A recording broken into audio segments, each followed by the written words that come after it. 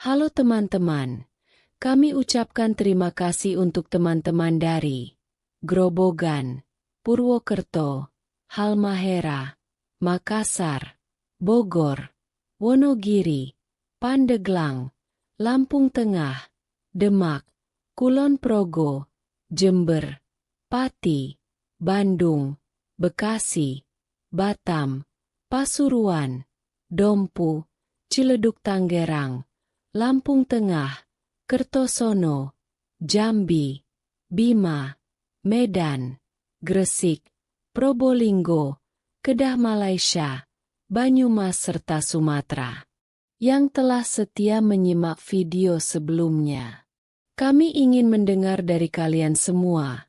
Tulis di kolom komentar dari mana kalian berasal dan cerita mistis apa yang populer di sana, agar kita bahas nanti di video selanjutnya.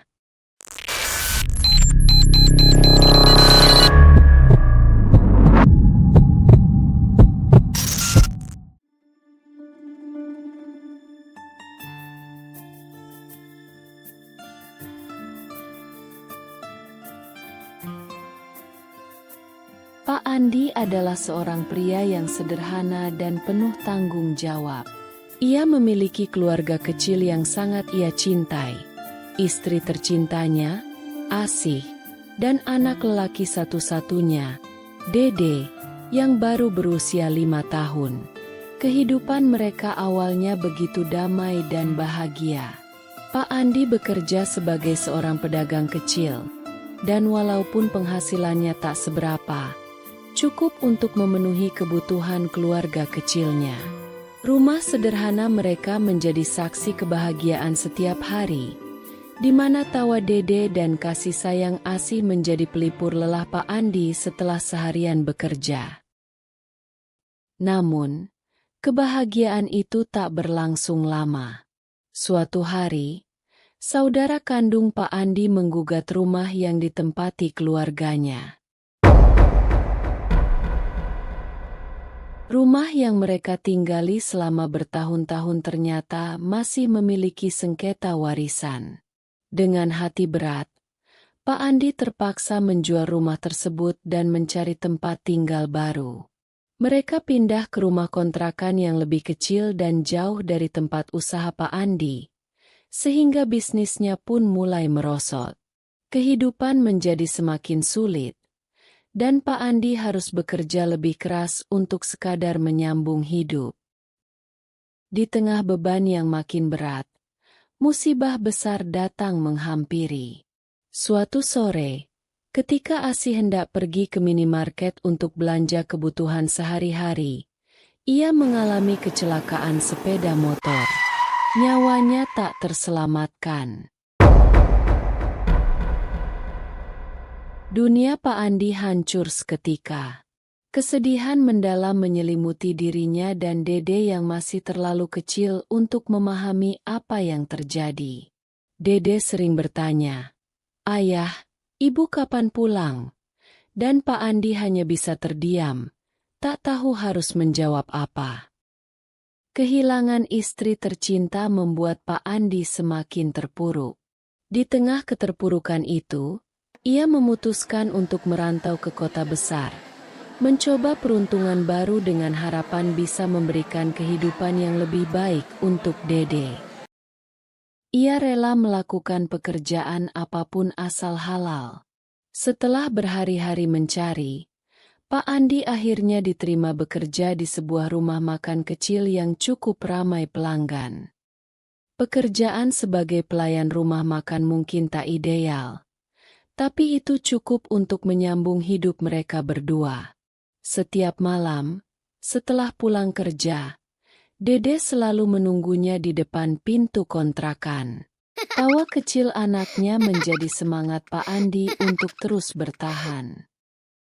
Namun, tak lama setelah bekerja di rumah makan tersebut, Pak Andi mulai merasakan hal-hal aneh. Malam hari di rumah makan terasa lebih dingin dan menyeramkan daripada seharusnya.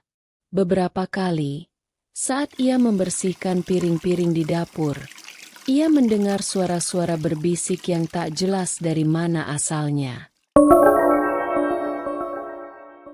Pernah suatu kali, saat sedang mengantarkan pesanan ke meja pelanggan, ia melihat bayangan hitam besar melintas di depan matanya. Padahal tak ada siapapun di sana. Karyawan lain yang bekerja di rumah makan itu pun tampak selalu cemas dan gelisah. Tapi mereka tak pernah berbicara terbuka tentang hal-hal aneh tersebut. Hanya ada satu yang mereka katakan secara diam-diam. Hati-hati, tempat ini tidak seperti yang kau kira.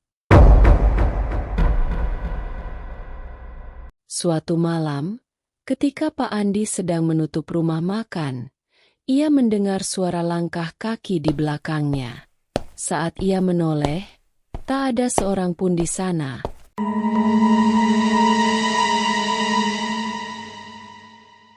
Tapi langkah kaki itu terus terdengar semakin dekat.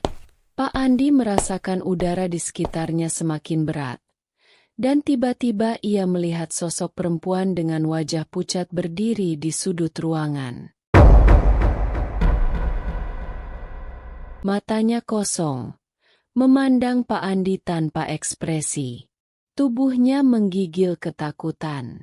Seorang rekan kerja, yang juga baru masuk ke ruangan itu, hanya berkata lirih, "Jangan pernah melihatnya terlalu lama.